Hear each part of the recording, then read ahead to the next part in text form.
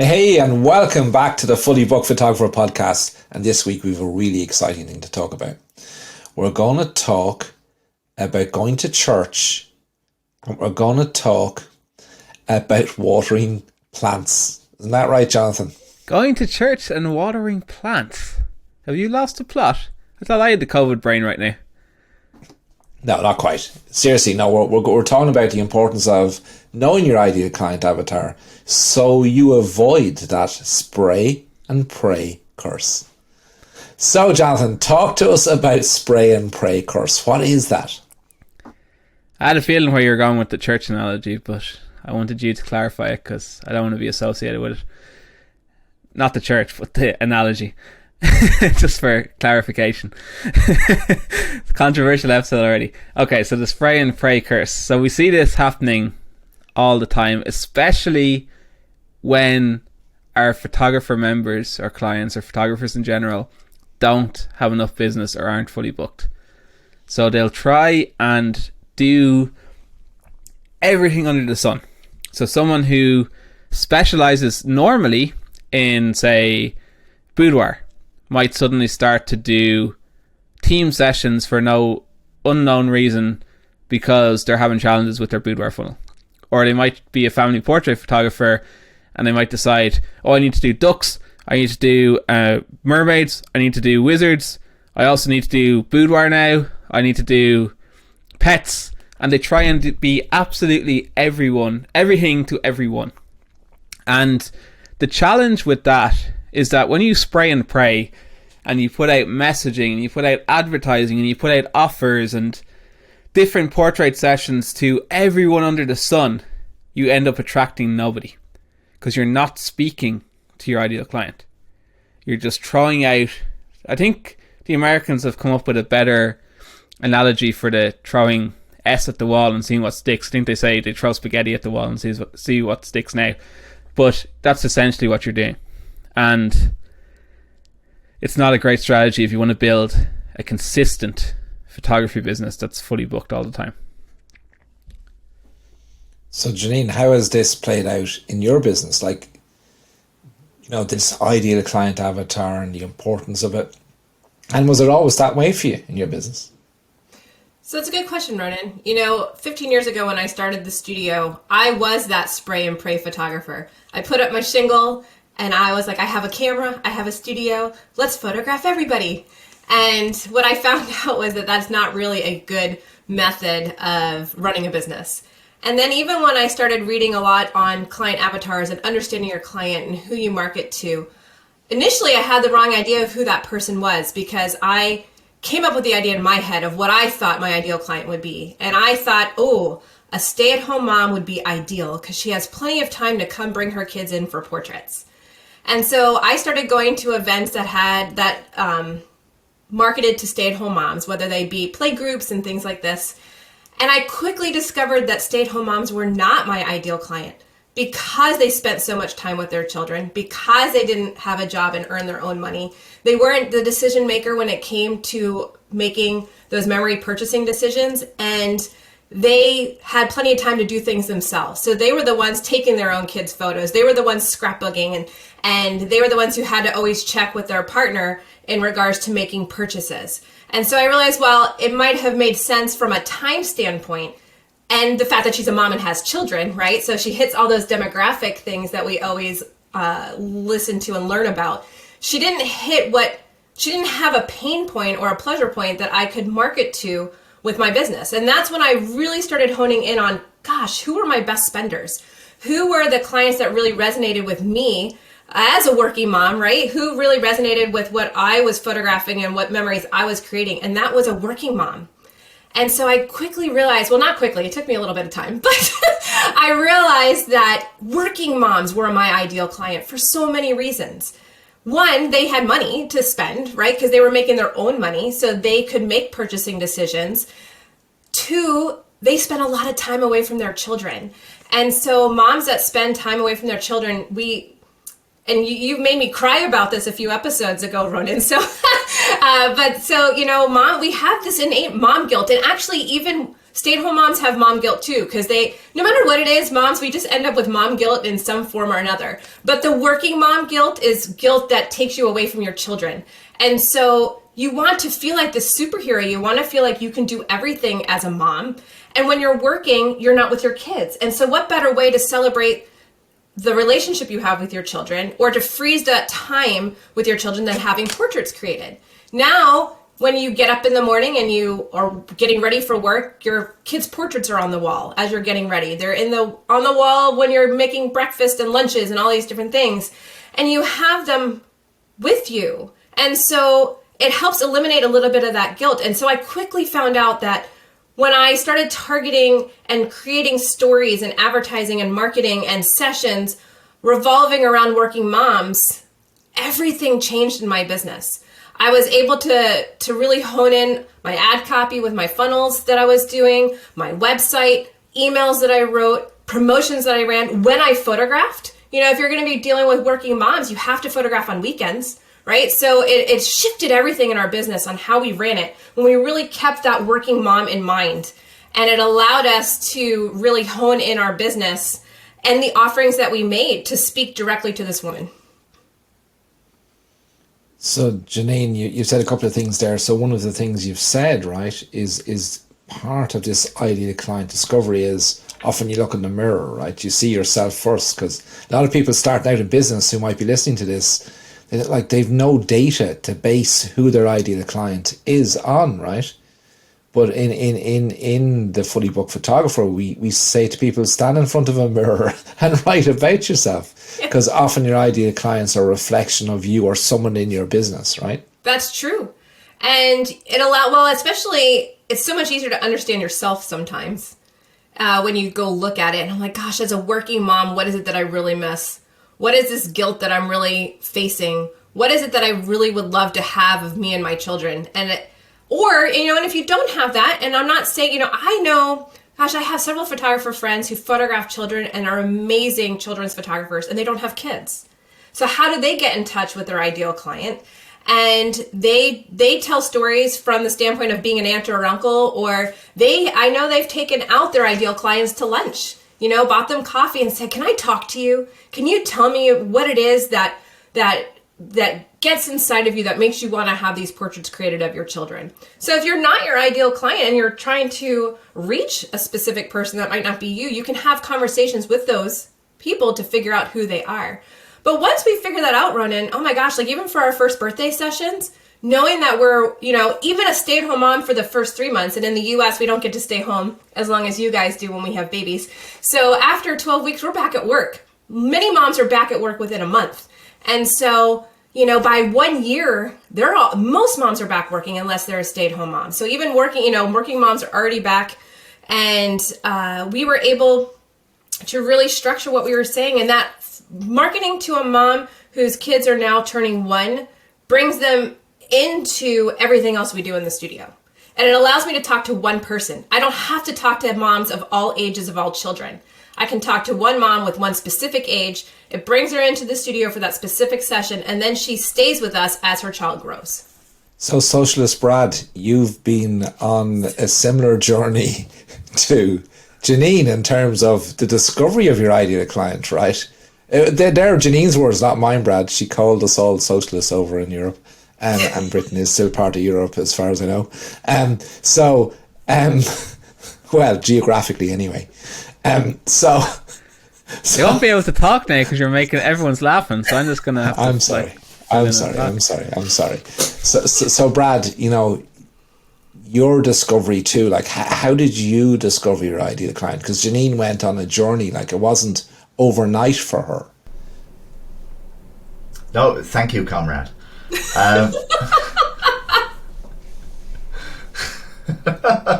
Oh, it's wonderful. That's totally thrown me off now, Ronan. but no, you are correct. So, my business, I'm about to say, is awkward. It's not awkward. It's just I got into my business while my business was already mature.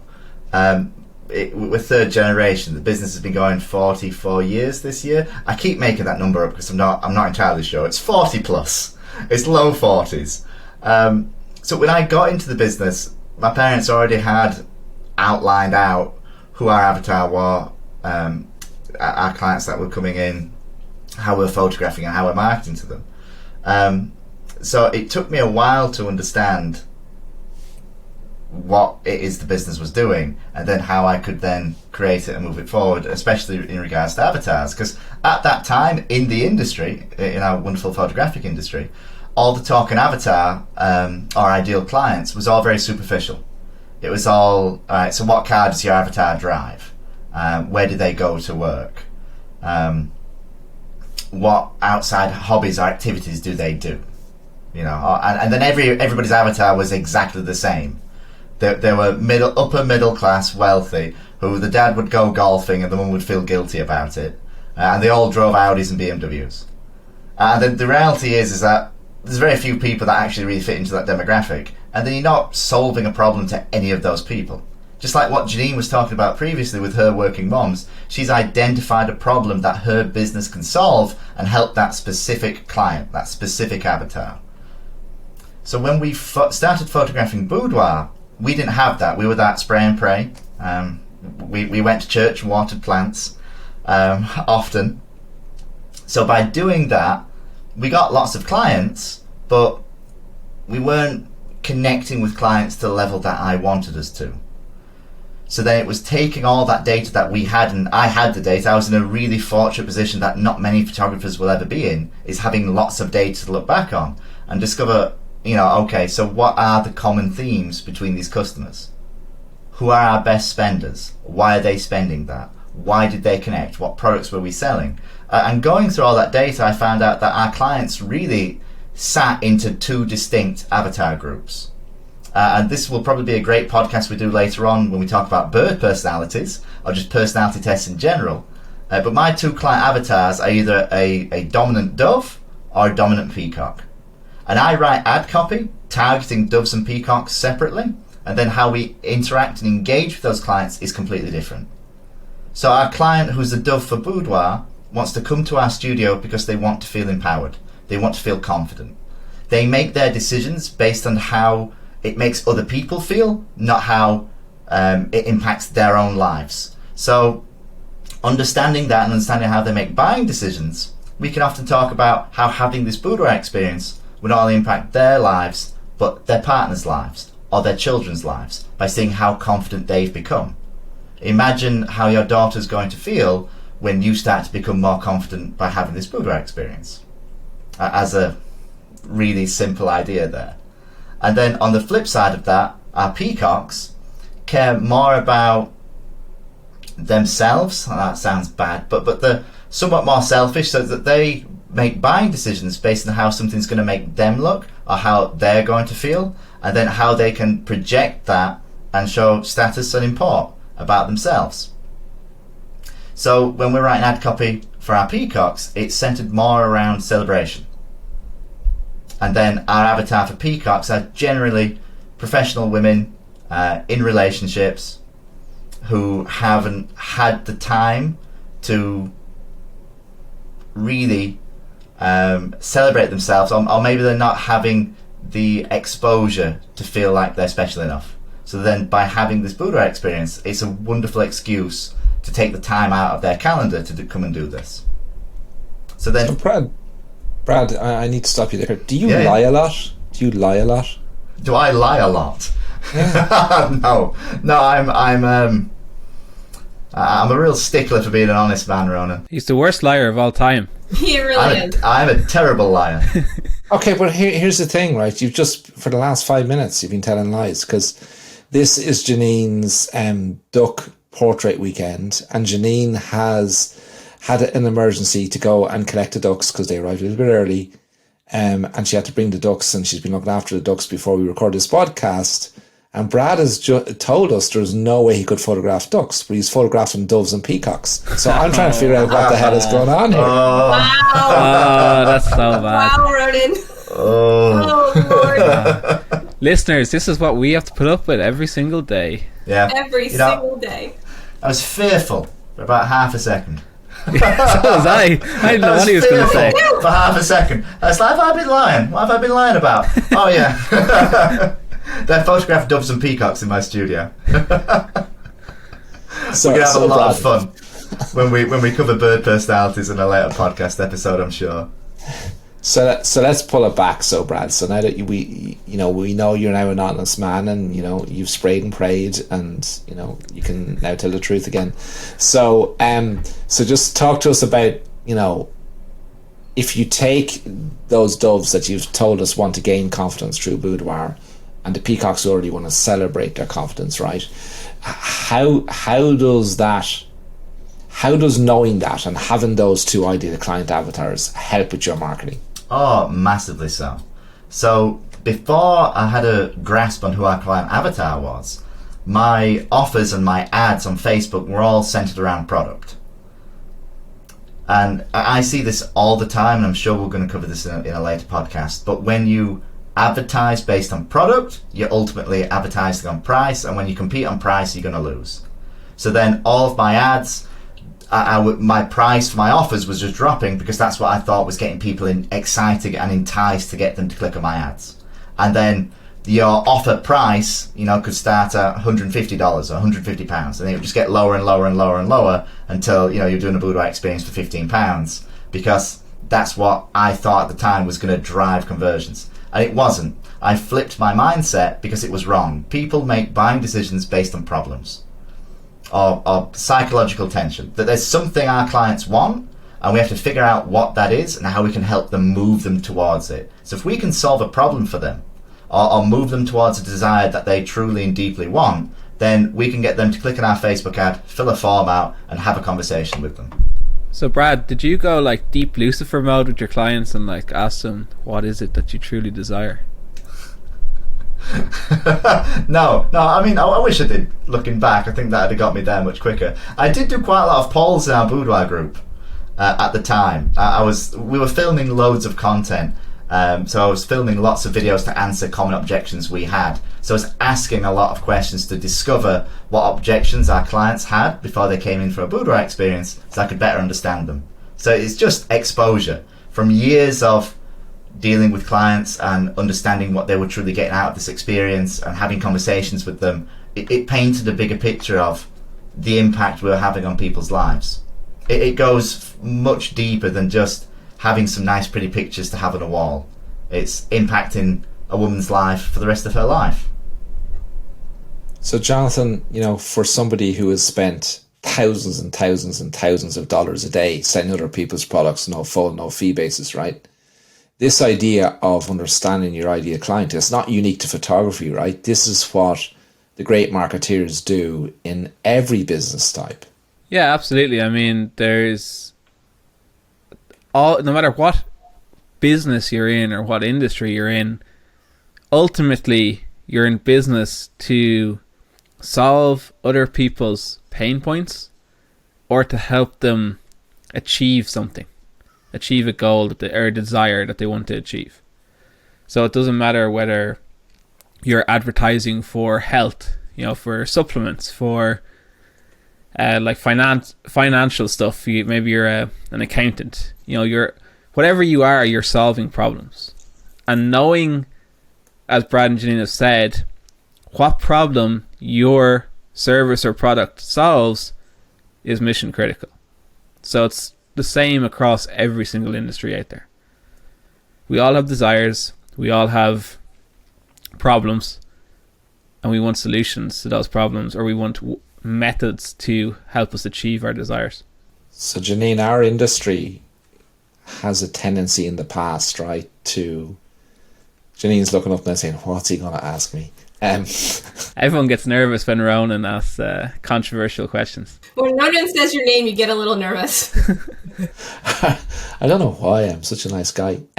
Our industry has, in the past, has misled, I'm trying to choose the right words, misled to some degree, this idea of it is about your client, and it is about figuring out how you can create a business about satisfying that need that they have, right? And we've seen it, and you saw it in your business for, often, I think you've said it before, we're not just selling prints, we're not selling prints. You know, we've got to understand what's the problem we're solving for our client by understanding our client, and then solving that problem with whatever way we can solve it while making a profit doing so. Do you want to talk to that in terms of many, many years ago? I remember being on a platform around the UK at that time. We hadn't gone to the US. And I used to be, not physically, but booed out of it when I used to say, you know, you got to figure out a way how you can provide your client what they want and what they need by figuring out how you can profitably sell them digital files if that's what they want.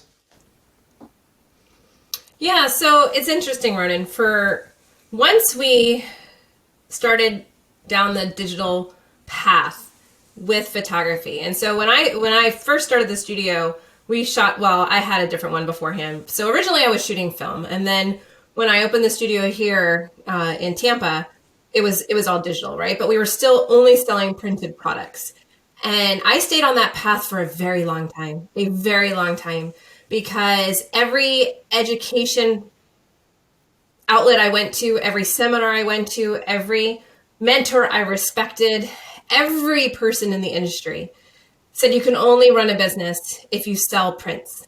And that's the business we're in. We're selling printed portraits. We're selling printed memories. We're selling prints, framed prints, album prints, you know, any type of print.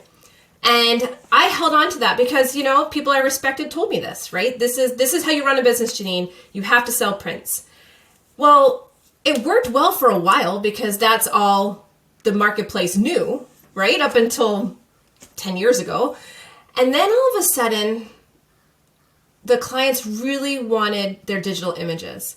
And it came pretty quick. And I had clients asking over and over again, can I buy my digital images? Can I have images to put on social media? Can I have images from my phone? I want to see my kids all the time. And I kept saying, no, we don't offer that. We specialize in the printed portrait, and we specialize in art for your walls, and we specialize in customized albums. And I kept saying no to my clients.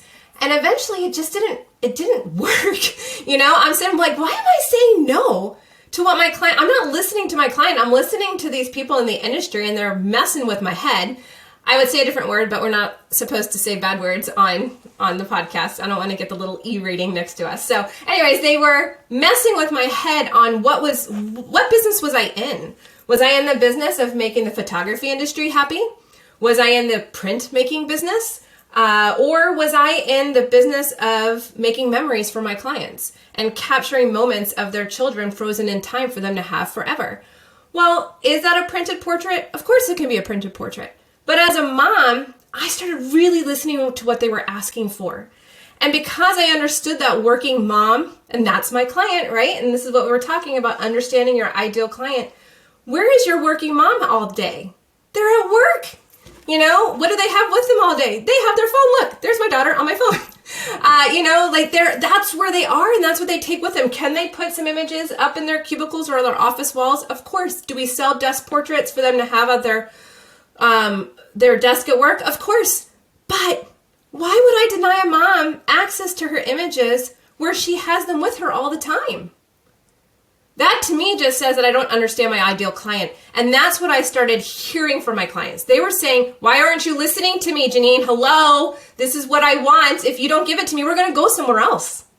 And that's what started happening, right? People were choosing to go somewhere else besides coming here because other photographers would offer what they wanted, which was digital images to be able to share online, to be able to have on their phones. And so I really took a hard look at the products that we were offering. And I started asking myself, am I doing this because this is what the industry tells me I need to do? Or am I doing this because it's what my client really wants? Am I feeling the pain, the pleasure, everything that it is that a working mom would want of her children? And I completely restructured our product offerings 5 years ago. Oh, maybe 6 years ago now. I lose track of time. 5 or 6 years ago. We really took completely changed our product catalog to include both the print and the digital so that the mom would have both. The mom would have the ability to carry her children with her everywhere she went on her phone. We live in Florida. Tampa's a very transient state. A lot of people move here from up north. They want to be able to share with their friends and family. We have a lot of people here that have family in India and overseas, and they want to be able to share with them online. why would I restrict access to that? That's not the business I'm in. I'm in the happy business. I want to make people happy. I want to make people smile. I want to make money, clearly. But I want to do that by providing my clients what they want and what they need. And so, yeah, I had to get the industry out of my head because it was, like I said, it was messing with me because I was afraid of what other photographers, how sad is that, Ronan? I was afraid of what other photographers would say about me if I started selling digital images. I was afraid. Oh my gosh. And I think about it now and I'm just like, oh my God, I was so freaking stupid. I was listening to other people and worried about what they were going to think of me instead of worrying about what my clients wanted. How stupid was I? Oh my God. When I say it out loud, it just sounds ridiculous. But anyways, yeah, that's where I was. And you got to listen to your clients. What is it that they want? And you can't do that unless you know who your client is. So it's interesting you should say that, Janine, because, often you guys know me well, right? I spend a lot of time strategizing. I spend a lot of time asking why things happen, right? And really what you've just described is, and it's going to be a great podcast in the future, is the industry actually pressed the self-destruct button and then blamed everyone else for their mistake on that strategically. Because if you think about it, so many photographers today give out about the soccer mom or the mum with the camera who's supplying the digitals because they refused to sell them at a profit. So it's actually nobody's fault but our own. We caused this to happen. Cause and effect says our industry got this wrong and we mucked it up for ourselves. And now we're having to unwind it. Well, it's interesting, Ronan, because it's not just our industry. My previous life, I worked for Motorola, right? And I mean, for the longest time, Motorola was the biggest brand. And it was one of the 5 most recognized brand along with Kodak. And you know where I'm going to go with this story now. Everybody knew what Motorola, everybody had a Motorola cell phone. Everybody knew what Motorola was. When Galvin started that company, it was with TVs, it was with radios, moved on to cell phones. They thought that they were in a specific business. They missed the transition to digital. They thought that they had the market on the analog phone. And when everything started moving to a digital platform and technology started changing, they didn't change with it. They didn't change with it fast enough. And Motorola's not around much anymore. They have a unique niche and Google bought their phones and things like that. But the company I work for doesn't exist anymore. And that's just a small example, but we see it like a common example that you hear a lot is with Blockbuster.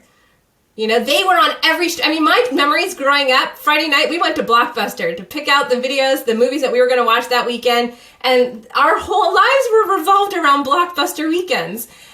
They were in the business of entertainment, but they thought they were in the VHS tape business.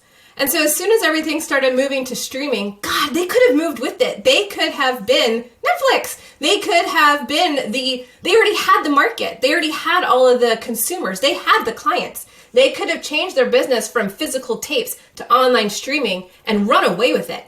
But they held on to that, nope, we gotta rent that VHS tape. That's what people want. No, people want fast. They want easy. They want to be able, I want to watch this movie now. Click, I can download it. And so they missed that and they're not around anymore. And so I know we started talking about the client avatar and I think we could probably do an entire podcast on this. But when you don't understand your clients, you also don't understand the actual industry that you're in and the actual business that you're in. And we're in the memory making business.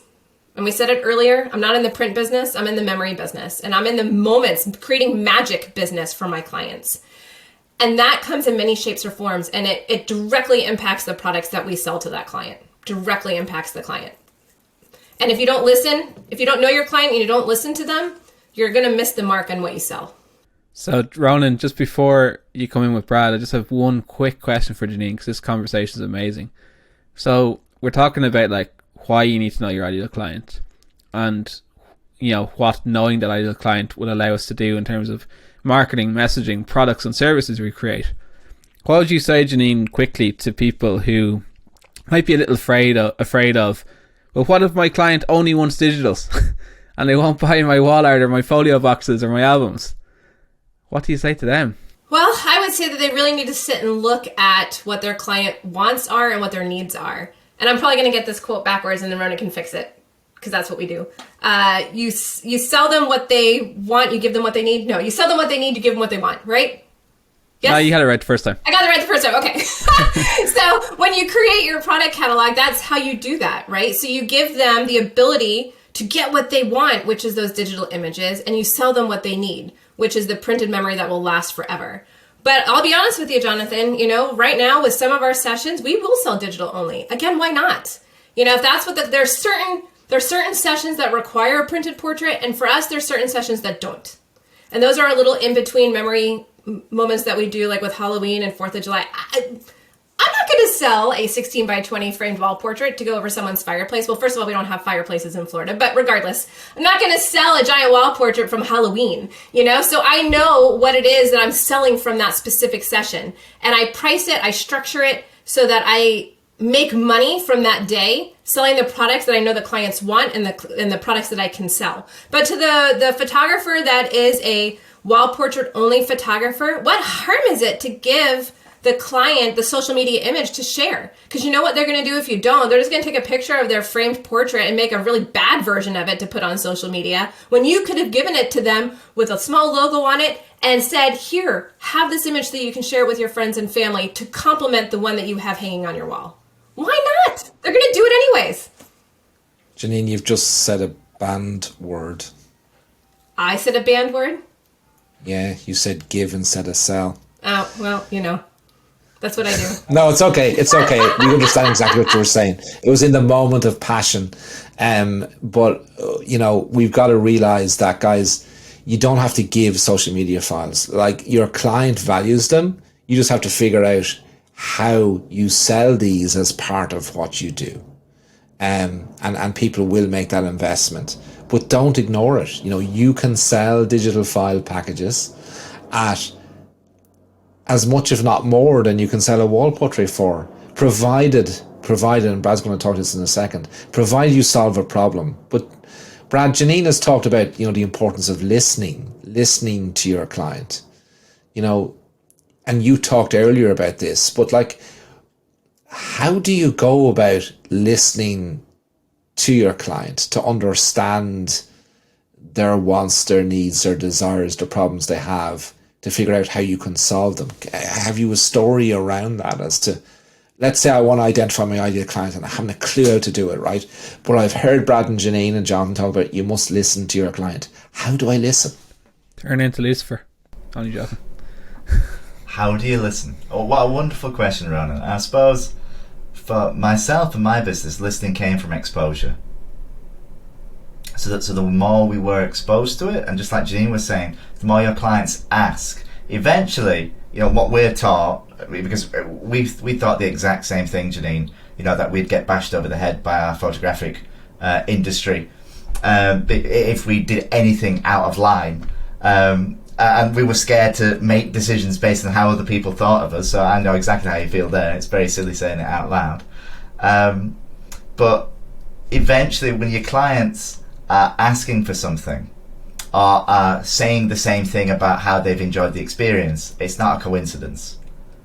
You're doing something to cause that reaction. We're doing something to make our clients skip out the studio at the end of it because they're empowered and confident. And then noticing that and thinking, okay, so why has that happened? Why is that happening every time? Are we doing something here? Is this part of the experience? So then, wait, hang on a minute. What are we actually selling here? Are we selling an experience? Are we selling wall portraits? It's the same doing it in terms of listening to clients what they want product-wise and selling digital files. We went along that same journey that you did, Janine. And I know plenty of other photographers that have done it, that no, we're not selling digital files. Everybody's asking for digital files. And then you get all these little studios popping up all up and down saying digital files. All the digitals for £100. So yeah, we're the architects of our own demise there. So Brad, we're in the business of selling experiences and memories? 100%. Kind of like that tagline. 100%. We're in the business, we're a leisure business, not a retail business. We do not sell things, we sell experiences. We sell memories. We sell how something makes you feel. We solve problems. Exactly, 100%. As one of my heroes, Steve Jobs, used to say, and Janina's referenced this a little bit earlier, like he used to say two things. One thing he used to say is never be afraid to cannibalize yourself, which it gets back to the Motorola thing, right? And the Kodak thing. They were afraid that they would lose their revenue and their profits because they made so much from film and paper. And they didn't make the transition to digital despite being the inventors of the digital camera. And Blockbuster's the same. They didn't realize the business they were in, right? So Kodak were in the business of capturing and presenting memories, right? And they didn't realize that didn't mean it had to be on film. But he used to also say that, and we do this all the time, and even Brad and Janine, we do it in our business all the time, right? He used to say, if you wait till your clients tell you what you're doing wrong, it's too late. And that's what our industry did, And a lot of people won't know this US side, but, we used to sell a lot of photo flash drives in 3XM.